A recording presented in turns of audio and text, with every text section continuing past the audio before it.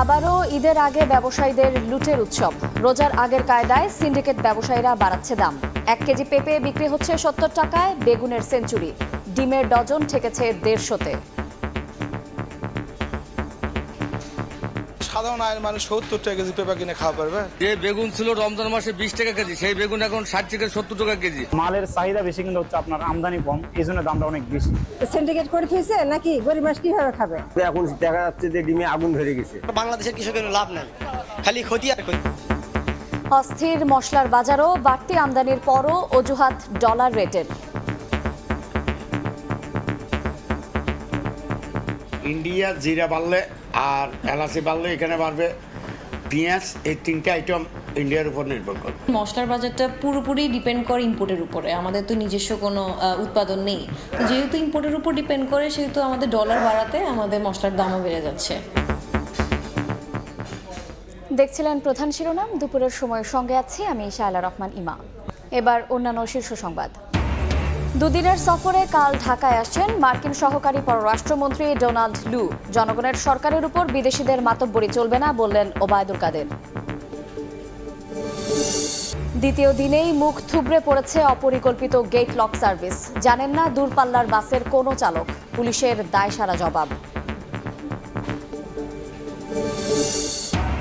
স্বজনদের অপেক্ষার পালা শেষ। জলদস্যুমুক্ত 23 নাবিক নিয়ে এমভি আবদুল্লাহ আজ ভিড়ছে কুতুবদিয়ায়। পণ্য খালাস করে দুদিন পর যাবে চট্টগ্রাম বন্দরে। এবং ভারতের লোকসভা নির্বাচনের 4র্থ দফার ভোট গ্রহণ চলছে। কেন্দ্রে ক্ষমতায় যাচ্ছে কারা, নির্ধারণ হবে আজ। রাহুল গান্ধীর বয়সের সমান আসন পাবে না কংগ্রেস, দাবি মোদির।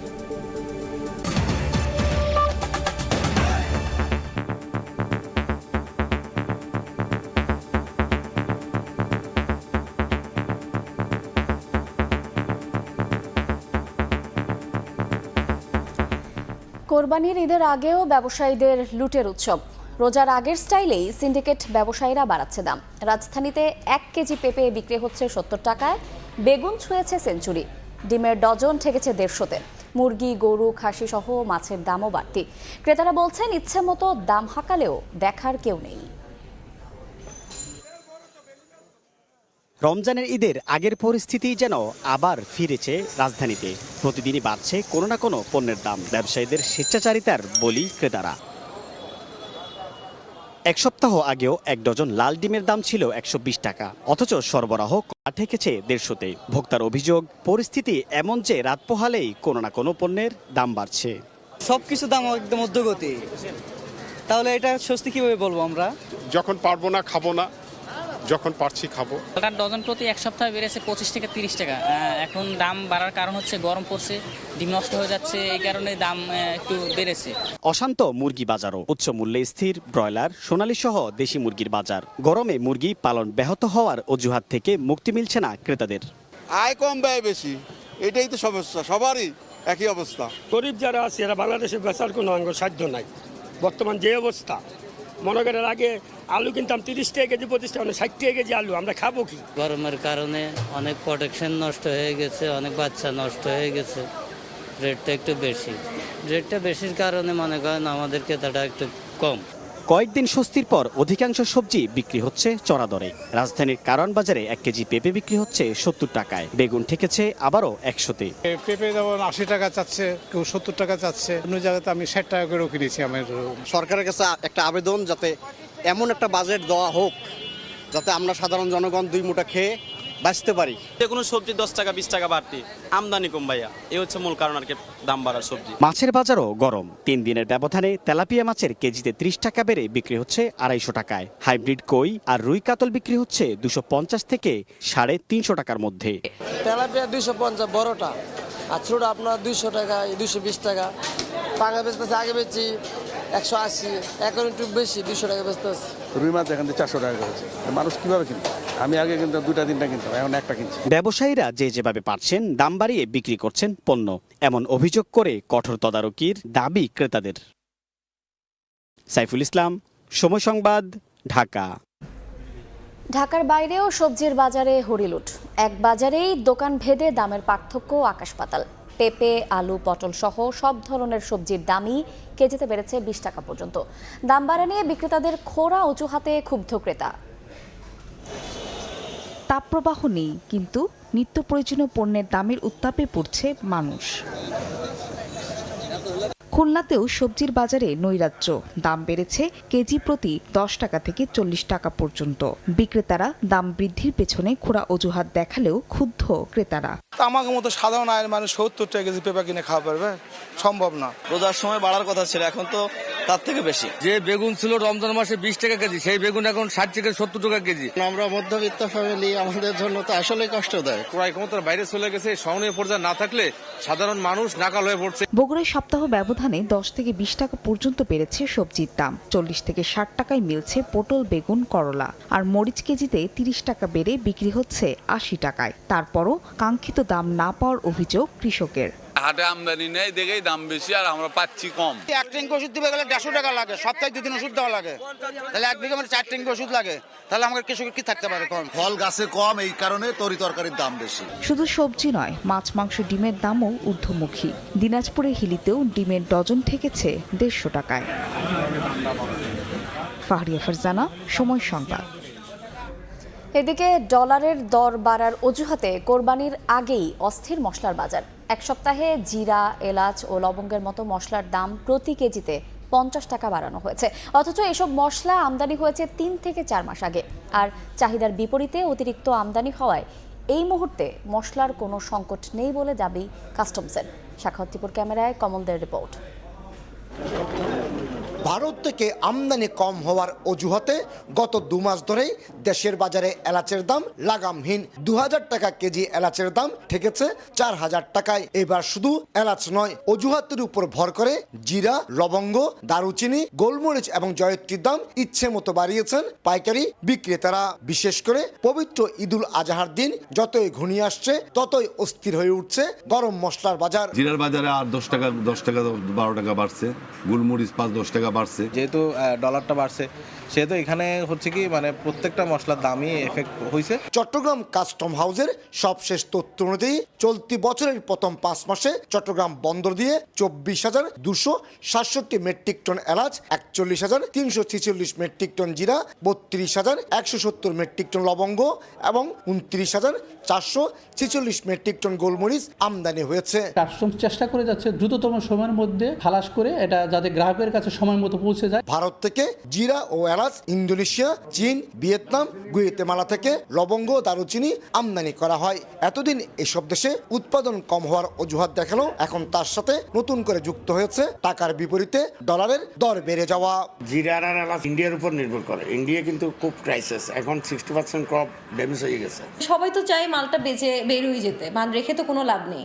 তো ডলার বাড়াতে আসলে জিনিসের দাম বেড়ে যাচ্ছে এবং এফেক্ট পড়ছে কনজিউমারের উপরে। গত 8 মে প্রতি ডলারের দাম 117 টাকা নির্ধারণ করে দিয়েছে বাংলাদেশ ব্যাংক। আগে প্রতি ডলারের মূল্য ছিল 110 টাকা। এতদিন পর্যন্ত কারসাজি করে বাড়ানো হয়েছিল সব ধরনের মশলার দাম। এবার তারা কারসাজি নয়, যৌক্তিক কারণ দেখাচ্ছে ডলারের দাম বৃদ্ধি, আর এর ফলে বাড়ছে সব ধরনের মশলার দাম। চট্টগ্রামের খাতুনগঞ্জ থেকে কমল দে, সময় সংবাদ। অন্য প্রসঙ্গ, কাল 2 দিনের সফরে আবারও ঢাকায় আসছেন মার্কিন সহকারী পররাষ্ট্রমন্ত্রী ডোনাল্ড লু। নির্বাচনের পর যুক্তরাষ্ট্রের প্রথম উচ্চ পর্যায়ের এই সফরে সম্পর্ক জোরদারই লক্ষ্য বলে জানাচ্ছে স্টেট ডিপার্টমেন্ট। পররাষ্ট্র সচিব জানালেন, দ্বিপাক্ষিক বৈঠকে সম্পর্ক জোরদারের নানা উপায় খোঁজা হবে। মানুষের দেশ বাংলাদেশে ফিরে আসতে পেরে আমি আনন্দিত। যুক্তরাষ্ট্রের দক্ষিণ ও মধ্য এশিয়া বিষয়ক সহকারী পররাষ্ট্রমন্ত্রী ডোনাল্ড লু নির্বাচনের আগের বছর 2 দফা বাংলাদেশ সফর করে ছুটেছেন রাজনৈতিক নেতাদের দরবারে। অভ্যন্তরীণ রাজনীতির বিষয় নিয়ে দিয়েছেন নানা অযাচিত পরামর্শ।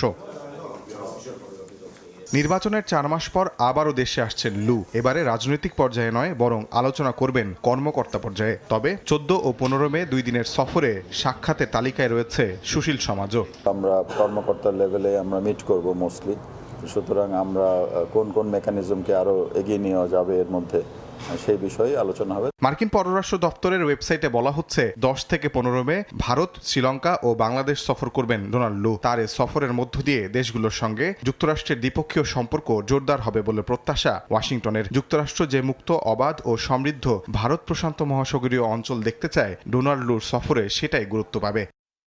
পররাষ্ট্র সচিবের সঙ্গে দ্বিপাক্ষিক বৈঠকে বসবেন মার্কিন এই কূটনীতিক। সচিবও জানান, যুক্তরাষ্ট্রের সঙ্গে সম্পর্ক এগিয়ে নেয়ার নানা দিক নিয়ে আলোচনা হবে।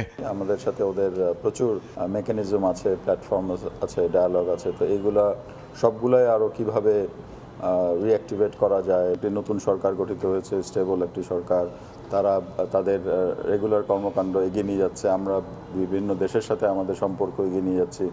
সুতরাং সকল দেশই মনে করছে যে এখন আমাদেরকে সাথে এঙ্গেজ করা। মার্কিন পররাষ্ট্র দপ্তর বলছে, ঢাকা সফরে দুই দেশের সহযোগিতার সম্পর্ক ছাড়াও জলবায়ু সংকট ও দ্বিপক্ষীয় অর্থনৈতিক সম্পর্ক আরও জোরদার করা নিয়ে আলোচনা করবেন ডোনাল্ড লু। তাজওয়ার মাহমিদ, সময় সংবাদ, ঢাকা। জনগণের সরকারের উপর বিদেশি মাতব্বরি চলবে না বলে মন্তব্য করেছেন আওয়ামী লীগের সাধারণ সম্পাদক ওবায়দুল কাদের। তিনি বলেন, আবারও যুক্তরাষ্ট্রের মদদে বিএনপি আন্দোলনের নামে উত্তেজনা ছড়াবে এমন মনে করার কারণ নেই। রাজনৈতিক পথ পরিহার করে বিএনপি জ্বালাও পোড়াও করলে ব্যবস্থা নেওয়া হবে বলেও হুঁশিয়ারি দেন তিনি। এদিকে গণতন্ত্র রক্ষায় বিভেদ ভুলে সরকার বিরোধী সব দলকে ঐক্যবদ্ধ হওয়ার আহ্বান জানান বিএনপি মহাসচিব মির্জা ফখরুল ইসলাম আলমগীর। দ্বাদশ জাতীয় সংসদ নির্বাচনের পেরিয়ে গেছে 4 মাস।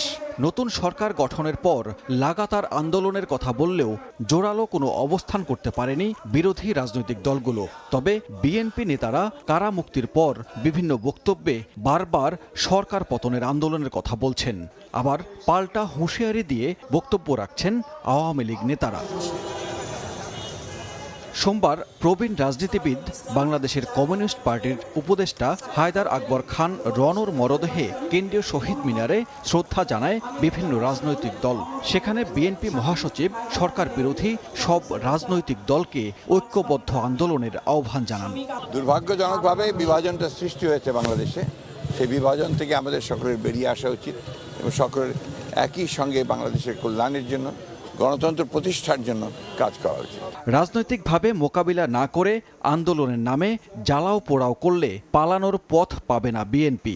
ধানমন্ডিতে সভাপতির রাজনৈতিক কার্যালয়ে সংবাদ সম্মেলনে এমন হুঁশিয়ারি দেন আওয়ামী লীগ সাধারণ সম্পাদক। বলেন, কোনো বিদেশি শক্তির ভয়ে ভীত নয় আওয়ামী লীগ। কেউ আমাদের দেশে এসে এখানে বিএনপিকে আবারও মদত দেবে, চাঙ্গা করবে, সেই পরিস্থিতি বোধ এখন বিশ্ব রাজনীতিতে মোটেই নেই। এবং যারা এ দাপটটা দেখাবে, তাদের দাপট দেখানোর ক্ষমতাটা মধ্যপ্রাচ্যেই সংকুচিত হয়ে। উপজেলা পরিষদ নির্বাচনে এমপি মন্ত্রীদের স্বজনদের অংশগ্রহণ প্রসঙ্গে ওবায়দুল কাদের নিশ্চিত করেন, আওয়ামী লীগের সিদ্ধান্তে পরিবর্তন হয়নি। মনে করিয়ে দেন, শাস্তি বিভিন্নভাবেই হতে পারে। মনে রাখেন, আওয়ামী লীগ ৭৩ জন এমপিকে মনোনয়ন দেয়নি, ২৫ জন মিনিস্টারকে ক্যাবিনেট থেকে বাদ দিয়েছে। শাস্তিটা অনেকভাবে।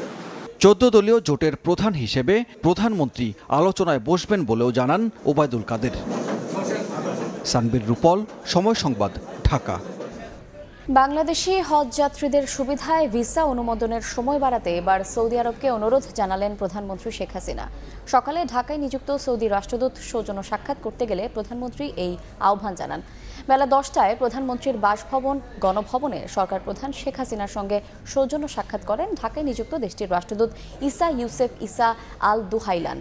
পরে প্রধানমন্ত্রীর প্রেস উইং থেকে জানানো হয়, হজে যাওয়ার ভিসা না পাওয়া সবাই যাতে হজে অংশ নিতে পারেন, তাই ভিসা সহজ করতে প্রধানমন্ত্রী অনুরোধ জানিয়েছেন। জবাবে দ্রুতই ভিসা না পাওয়া 10,000 যাত্রীর সমস্যা সমাধানে উদ্যোগ নেয়ার আশ্বাস দেন সৌদি দূত। এ সময় বাংলাদেশে বিনিয়োগে আগ্রহী সৌদি কোম্পানি ও প্রকল্পের তালিকা প্রধানমন্ত্রীকে তুলে দেন রাষ্ট্রদূত। এখনও ভিসা জটিলতা কাটেনি 9,377 জন হজযাত্রীর। তবে উদ্বিগ্ন হওয়ার কারণ নেই বলছে হজ অফিস। আর হাব বলছে আগামী দুদিনের মধ্যেই ভিসা জটিলতা নিরসন হবে। এদিকে আজ 8টি ফ্লাইটে সৌদি যাবেন ৩,283 জন। বেশিরভাগ হজযাত্রী রেজিস্ট্রেশন করেছেন 4 বছর আগে। অবশেষে ইমিগ্রেশন শেষ করে বিমানবন্দরের উদ্দেশ্যে ছেড়ে যাওয়া বাসে ওঠার সময় প্রত্যেকের মুখে ছিল আনন্দের ছাপ। মহান আল্লাহর ঘরকে কাছ থেকে দেখার কথা ভেবেই আনন্দ হজযাত্রীদের চোখে মুখে। বলছিলেন এই দিনটির জন্য তাদের অপেক্ষার প্রহর গোনার গল্প। এই 4 বছর যে অপেক্ষা করতেছি যা বৃথা যাচ্ছে না ইনশাআল্লাহ। অনেক খুশি লাগছে যে আলহামদুলিল্লাহ আল্লাহ নিয়ে যাচ্ছে তাড়াতাড়ি। আল্লাহ হুকুম করছে এই পর্যন্ত, ইনশাআল্লাহ আমরা রেডি হয়ে আসছি, বাকিটা আল্লাহর ইচ্ছা। আগের বছরগুলোর মতো এবার নেই তেমন কোনো অসন্তোষ, তবে হজযাত্রীদের চাওয়া এই ধারাবাহিকতা যেন বজায় থাকে। অতি সহজে আসতে পারলাম এবং এখানকার যে ম্যানেজমেন্ট খুব ভালো আছে। সুন্দর একটা পরিবেশ, কোনো দিকে কোনো সমস্যা নাই, মক্কা মদিনা কোনো সমস্যা নেই ইনশাআল্লাহ। এদিকে নিবন্ধিত হজযাত্রীদের মধ্যে এখনও 9,377 জনের ভিসা ইস্যু হয়নি, যদিও হাবের সভাপতির আশ্বাস আগামী 2 দিনের মধ্যেই কেটে যাবে ভিসা সংক্রান্ত সব জটিলতা। এটা সৌদি ভিসা সিস্টেমে দিয়ে আছে এবং আমরা যে পত্র দিয়েছি সেই পত্রের মধ্যে উল্লেখ করে দিয়েছি। সেই হিসেবে এই চলমান প্রক্রিয়াটা আমরা আশা করছি খুব দ্রুতই সকলের ভিসা হয়ে যাবে। কোনো শঙ্কা নাই, 2 দিনের মধ্যে সমস্ত হজ ভিসা হয়ে যাবে। হজযাত্রার 5ম দিনে 8টি ফ্লাইটে বাংলাদেশ থেকে জেদ্দা যাচ্ছেন ৩,283 জন হজযাত্রী। আল আমিন তুষার, সময় সংবাদ, ঢাকা। বেশ কয়েক বছর ধরেই মাধ্যমিকের ফলাফলে পিছিয়ে ছাত্ররা। চলতি বছরও পাশের হার এবং জিপিএ 5 প্রাপ্তি সব ক্যাটাগরিতেই পিছিয়ে ছেলেরা। মাত্রাতিরিক্ত প্রযুক্তি আসক্তি, ক্লাসে কম উপস্থিতি সহ মনোযোগের ঘাটতির কারণে এমন অবস্থা বলে মনে করেন শিক্ষকরা। আর বাল্যবিবাহ রোধ ও উপবৃত্তি চালুর মতো সরকারের কার্যকর পদক্ষেপে শিক্ষায় মেয়েদের অংশগ্রহণ ও ফলাফলে সফলতা দুটোই এসেছে বলে মত শিক্ষা বিশ্লেষকদের। শাকির আহমেদের রিপোর্ট। এসএসসি ও সমমানের পরীক্ষার ফল প্রকাশ হলো রোববার। ফলাফল বিশ্লেষণে দেখা যায় মেয়েদের তুলনায় সব সূচকেই পিছিয়ে ছেলেরা। ছাত্রীদের পাশের হার যেখানে 84.47%, সেখানে ছাত্রদের পাশের হার 3% কমে 81.57% নেমেছে। জিপিএ 5 প্রাপ্তিতেও বড় ব্যবধানে এগিয়ে আছে ছাত্রীরা। এবার 83,353 জন ছাত্র জিপিএ 5 পেলেও 15,000 বেড়ে ছাত্রীদের সেই সংখ্যা দাঁড়িয়েছে 98,776 জনে। পরীক্ষায় অংশগ্রহণের ক্ষেত্রেও পিছিয়ে ছেলেরা। গত কয়েক বছর ধরেই পাবলিক পরীক্ষায় নিম্নমুখী ছেলেদের ফল। মেয়েদের ফলাফলে উচ্ছ্বসিত সরকার প্রধান শেখ হাসিনাও ফলাফলে ছেলে মেয়ে সমতা আনার প্রত্যাশা জানানোর পাশাপাশি ছেলেদের পিছিয়ে যাওয়ার কারণ অনুসন্ধানের আহ্বান জানিয়েছেন। ছেলেরা পিছিয়ে আছে কেন এখন সেটা আমাদের দেখতেই হবে। দয়া করে একটু যার যার বোর্ডে আপনারা একটু খোঁজ নেন কেন পিছিয়ে ছেলেরা। কারণ অনুসন্ধানে জানা গেল তথ্য প্রযুক্তির মাত্রাতিরিক্ত ব্যবহার, ক্লাসে উপস্থিতি ও নিয়মানুবর্তিতার কোনো ক্ষেত্রে মনোযোগ নেই ছেলেদের। ছেলেরা মোবাইলের প্রতি আসক্তি তাদের বেশি মেয়েদের তুলনায়, এবং সোশ্যাল মিডিয়া যেটাতে আছে তাদের পদচারণা বেশি, এবং সেইটাও তাদের তুলনামূলকভাবে খারাপ রেজাল্ট হওয়ার পিছনে একটি কারণ হতে পারে। বিপরীত দিকে ভালো ফলাফলের পিছনে মেয়েদের লেখাপড়ার প্রতি মনোযোগ বড় ভূমিকা রাখছে বলে মনে করেন বিশ্লেষকরা। বাল্যবিবাহের একটা প্রবণতা আমাদের দেশে ছিল, সেখানে কিন্তু সরকারের স্পেসিফিক প্রোগ্রাম আছে, যে কারণে আমাদের মেয়েরা অনেক বেশি বিদ্যালয়মুখী এবং মেয়েদের ধরে রাখার হারটা অনেক বেশি। ক্লাসের বাইরে শিক্ষার্থীরা কি করছে আর কোনো অপরাধে জড়াচ্ছে কিনা অভিভাবকদের সেদিকে নজর রাখার পাশাপাশি সৃজনশীল কাজে শিক্ষার্থীদের অংশগ্রহণ বাড়ানোর আহ্বান সংশ্লিষ্টদের। শাকির আহমেদ, সময় সংবাদ, ঢাকা। পর জলদস্যুদের জিম্মি দশা থেকে মুক্ত হয়ে 23 নাবিক নিয়ে এমভি আবদুল্লাহ ভিড়বে কুতুবদিয়ায়। রাত 8টার মধ্যে জাহাজটি কক্সবাজারের কুতুবদিয়ায় নোঙর করার কথা রয়েছে। এর আগে সকালে জাহাজটি বঙ্গোপসাগরে বাংলাদেশের জলসীমায় প্রবেশ করে। সোমালিয়ান জলদস্যুদের হাতে অপহরণের 1 মাস পর গত 13 এপ্রিল মুক্তি পায় এমভি আবদুল্লাহ। এর আগে জলদস্যুদের মুক্তিপণের টাকা পৌঁছানো হয় একটি বিশেষ এয়ারক্রাফটের মাধ্যমে। যাত্রা শুরুর দ্বিতীয় দিনেই মুখ থুবড়ে পড়েছে গেটলক সার্ভিস। সড়কে চলছে দূরপাল্লার বাসগুলোর নিয়ম না মানার প্রতিযোগিতা। নিয়মের কথা জানেন না অনেকেই, এমনটাই বলছেন চালক সহকারী। আর অনিয়ম চোখে পড়লেই ব্যবস্থা নেওয়ার দাবি পুলিশের। মহাসড়কে বাস থামিয়ে চলছে ভাড়া নিয়ে দর কষাকষি। দেখে কে বলবে মাত্র একদিন আগেই শুরু হয়েছে গেট লক সার্ভিস, অর্থাৎ যত্রতত্র তোলা যাবে না যাত্রী। ঢুকতে থাকা গণপরিবহন শৃঙ্খলায় আনতে রোববার থেকে শুরু হয়েছে গেট লক সার্ভিস। কথা ছিল মহাখালী বাসস্ট্যান্ড থেকে ছেড়ে আসা বাসগুলো চেকিং হবে 4 জায়গায়। প্রথমে কাকলী, এরপর কুর্মিটোলা, খিলক্ষেত এবং সবশেষ আব্দুল্লাপুরে। উদ্দেশ্য রাস্তায় যেন বাড়তি যাত্রী না ওঠায় বাসগুলো। তবে কে শোনে কার কথা? বাস্তবতা বলছে অনিয়মে যেন পরিণত হয়েছে নিয়মে। প্রশ্ন, কেন সম্ভব হচ্ছে না এই নিয়ম মানা? আগে টিকিট কাটি নাই, রানিং গাড়িতে যেটা পাবো সেটাতে যাওয়ার চেষ্টা করব। সিট যখন খালি থাকবে তখন লোক উঠবে। আরেক গাড়ি কাউন্টার আছে, এটা তো লোকাল যাত্রী তো রাস্তায় থাকবে। আমি জানি তো এখান থেকে আগে গাড়িতে লোকজন উঠাইছে, কিন্তু এখন উঠাই কিনা জানি না। চালক আর যাত্রীরা দায় চাপাচ্ছেন একে অন্যের উপর। একে বাপ মা শিখে গেছে বছর পরে এইভাবে যায়, তার ছেলে মেয়েরা এইভাবে শিখে গেছে, এইগুলো যায় অরিজিনাল লোক টিকিট করে যায় সবাই। ভাই আগে সচেতনতা বাড়াইতে হইব সব যাত্রী যাতে বাস স্ট্যান্ড থেকে উঠে। এদিকে নিয়মটি চালু হওয়ার প্রথম দিনেই 23টি বাসের বিরুদ্ধে ব্যবস্থা নিয়েছে পুলিশ। মহাখালী বাস টার্মিনাল কেন্দ্রিক যে যানজটটি তৈরি হয় সেইটি নির্মূল হচ্ছে আমাদের এটা মেইন কারণ।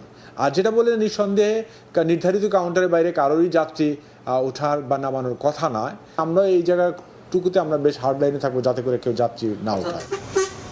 চলমান এই গেট লক রাখার নিয়মটি আপাতত আন্তঃজেলায় চলাচলকারী বাসগুলোর ক্ষেত্রেই প্রযোজ্য হবে।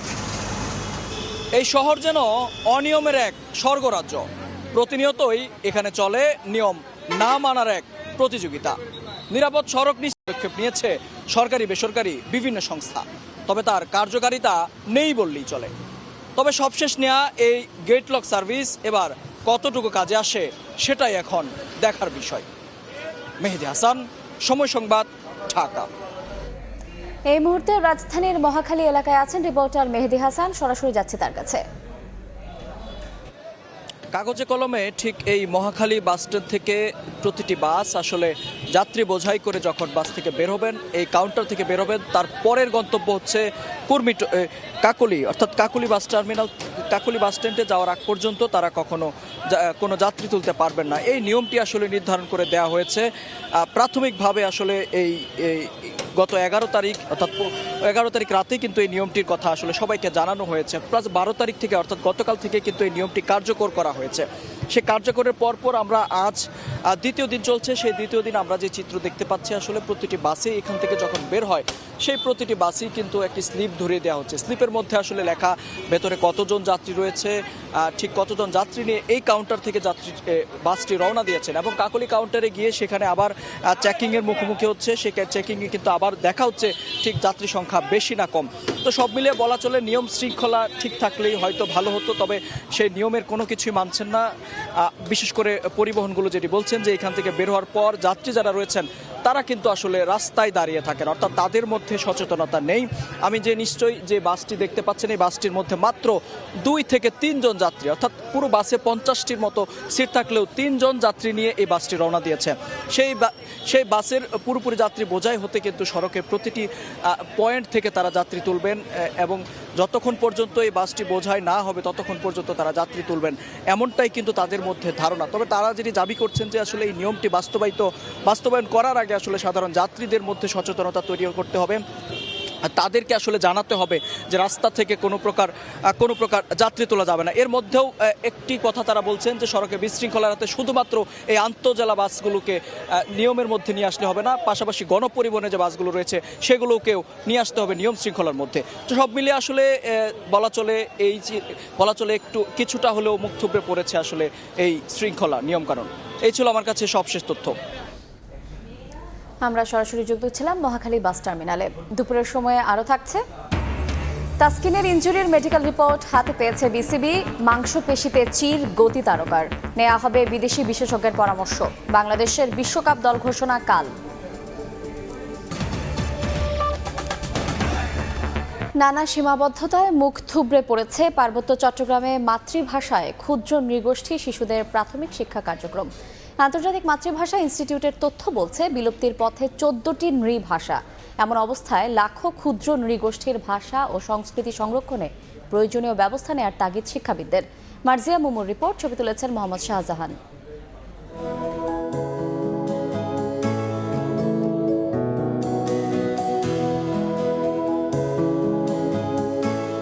সবুজ অরণ্য, পাহাড়, ধুলোমাটির সঙ্গে নারীর যোগ, দুর্গম পথ চড়াই উতরাই করে শেকড়ের টানে বাঁচানেরা। নিজস্ব ভাষা আর সংস্কৃতি, স্বতন্ত্র জাতিসত্তার মানুষগুলোর হৃৎপিণ্ডে রক্ত সঞ্চালন করছে প্রতিনিয়ত। সূর্যকিরণ আর চন্দ্রের জ্যোতি গায়ে মেখে স্বপ্ন দেখে বাংলাদেশের 16.5 লাখ ক্ষুদ্র নৃগোষ্ঠী। তবে একটু একটু করে বিলুপ্ত হচ্ছে মুখের বুলি মায়ের ভাষা।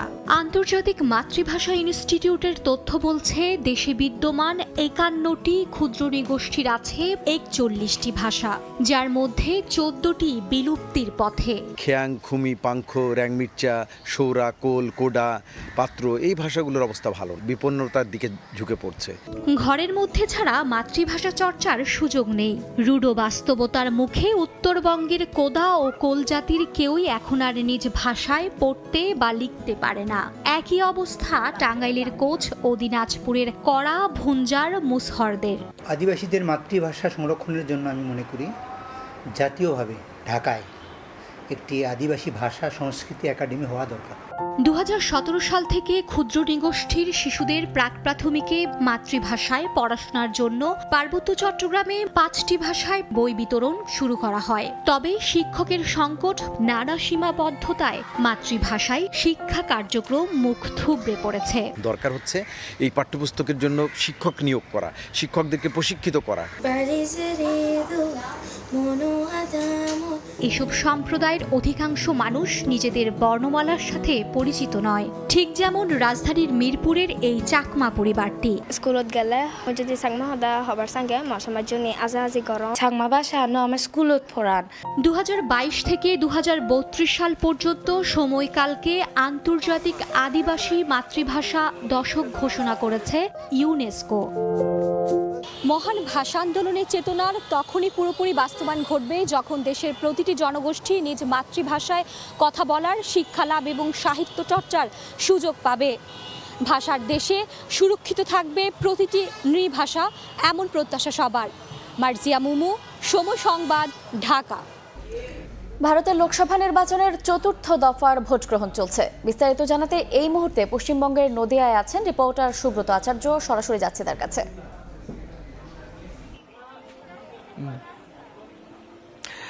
এবারও কিন্তু বিচ্ছিন্ন ঘটনার যে খবর সেটা কিন্তু আরো পরিষ্কার হচ্ছে। আপনি জানেন যে পশ্চিমবঙ্গে রক্তপাতহীন বা বিচ্ছিন্ন ঘটনা ঘটবে না, সেটা কিন্তু প্রত্যাশা করেনি নির্বাচন কমিশন এবং রাজনৈতিক দলগুলো। সে কারণে গোটা ভারতের বিভিন্ন রাজ্যে যে সংখ্যক কেন্দ্রীয় বাহিনী বা নিরাপত্তা নিশ্চিত করা হয়, পশ্চিমবঙ্গে তার থেকে অনেক বেশি করা হয়। তারপরেও কিন্তু পশ্চিমবঙ্গে ভোটে রক্তপাত হয় এবং রাজনৈতিক দলগুলোর মধ্যে ধাওয়া পাল্টা দেওয়ার ঘটনা ঘটে, অ্যারেস্টের মতো ঘটনা ঘটে এবং অভিযোগের একটা পাহাড় সম অভিযোগ পড়ে। আপনি জানেন যে এখনো পর্যন্ত, যেটি আমি সকালেও বলেছিলাম যে কিছু বিচ্ছিন্ন ঘটনা ঘটেছে এবং সেই ঘটনা কিন্তু এখন অনেকটাই বড় আকার ধারণ করেছে। আপনি জানেন যে বিজেপির একজন শীর্ষ নেতা, তিনি বর্ধমানের একটি আসন থেকে লড়ছেন, দিলীপ ঘোষ। তার নিজের আসনেই কিন্তু সকাল থেকে ঝামেলা হচ্ছে এবং একই সঙ্গে লোকসভা বিরোধী দলীয় নেতা অধীর রঞ্জন চৌধুরী মুর্শিদাবাদ জেলার বহরমপুরের আসন থেকে তিনি লড়ছেন, সেখানেও কিন্তু ছোটখাটো বিচ্ছিন্ন ঘটনা ঘটেছে। আমি যে জেলায় সকাল থেকে এই ভোটের খবর কভার করছি, নদিয়ার দুটো গুরুত্বপূর্ণ সংসদীয় এলাকা রানাঘাট এবং কৃষ্ণনগর, সেখানে কিন্তু এখনো পর্যন্ত মোটের ওপর ভোট শান্তিপূর্ণভাবে এগোচ্ছে। সার্বিকভাবে আপনি জানেন যে এই দফায় লোকসভার যে 18তম জাতীয় লোকসভা নির্বাচনের যে 4র্থ দফার যে ভোট গ্রহণ, সেটি কিন্তু 10টি রাজ্যের 96টি সংসদীয় আসনে হচ্ছে। উত্তরপ্রদেশে হচ্ছে, অন্ধ্রপ্রদেশে হচ্ছে, মধ্যপ্রদেশে হচ্ছে এবং মহারাষ্ট্রে হচ্ছে। সব মিলিয়ে বাকি যে রাজ্যগুলোতে ভোট হচ্ছে, বাকি যে সংসদীয় আসনে ভোট হচ্ছে, সব জায়গাতেই কিন্তু শান্তিপূর্ণ ভোট হওয়ার খবর আসছে। আপনি জানেন যে আজকে শুধু পশ্চিমবঙ্গেরই কয়েকজন হেভিওয়েট প্রার্থীদের ভাগ্য নির্ধারণ করবেন না সাধারণ ভোটাররা, ভাগ্য নির্ধারিত হয়ে যাবে অখিলেশ যাদব, উত্তরপ্রদেশের সমাজবাদী পার্টির একজন শীর্ষ নেতা এবং বিজেপি বিরোধী জোট ইন্ডিয়া জোটের কিন্তু অন্যতম মুখও তিনি। এই আজকে কিন্তু অখিলেশ যাদবেরও আজকে কিন্তু ভাগ্য নির্ধারণ হবে। আজকে এই যে 96টি সংসদীয় আসনে ভোট হচ্ছে, সেটি কিন্তু প্রায় 18 কোটি ভোটার আজকে কিন্তু 1717 জন প্রার্থীর ভাগ্য নির্ধারণ করবে। তো এই ছিল আমার কাছে 18তম জাতীয় লোকসভা নির্বাচনের 4র্থ দফার ভোটের আমার কাছে থাকা এখনো পর্যন্ত সব শেষ। আমরা সরাসরি যুক্ত ছিলাম পশ্চিমবঙ্গে। এবার খেলার খবর। টাইগার পেসার তাসকিন আহমেদের ইনজুরির মেডিকেল রিপোর্ট হাতে পেয়েছে বিসিবি। সেখানে মাংসপেশিতে চির ধরা পড়েছে বলে জানা গেছে। জিম্বাবুয়ের বিপক্ষে 4র্থ টি20তে ফিল্ডিংয়ের সময় চোট পান তাসকিন। গতকাল ম্যাচ শুরুর আগে ব্যথা বাড়লে ম্যাচ না খেলিয়ে পরীক্ষা নিরীক্ষার জন্য তাকে পাঠানো হয়। আজ সেই রিপোর্ট হাতে পেয়েছে বিসিবির মেডিকেল বিভাগ। রিপোর্টে আসেনি ভালো কোনো খবর। বিদেশি বিশেষজ্ঞদের পরামর্শ নিতে চাইছে ক্রিকেট বোর্ড, যার জন্য অপেক্ষা বাড়ছে বাংলাদেশের বিশ্বকাপ দল ঘোষণার। আজ দল দেওয়ার কথা থাকলেও সেটা পিছিয়ে দেওয়া হয়েছে। দল হবে মঙ্গলবার দুপুরে।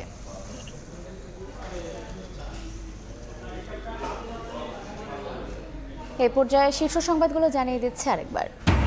দুদিনের সফরে কাল ঢাকায় আসছেন মার্কিন সহকারী পররাষ্ট্রমন্ত্রী ডোনাল্ড লু। জনগণের সরকারের উপর বিদেশিদের মাতব্বরি চলবে না, বললেন ওবায়দুল কাদের। এবং ঈদের আগে ব্যবসায়ীদের লুটের উৎসব। 1 কেজি পেঁপে বিক্রি হচ্ছে 70 টাকায়, বেগুনের সেঞ্চুরি। ডিমের ডজন ঠেকেছে 150-তে। অস্থির মশলার বাজারও।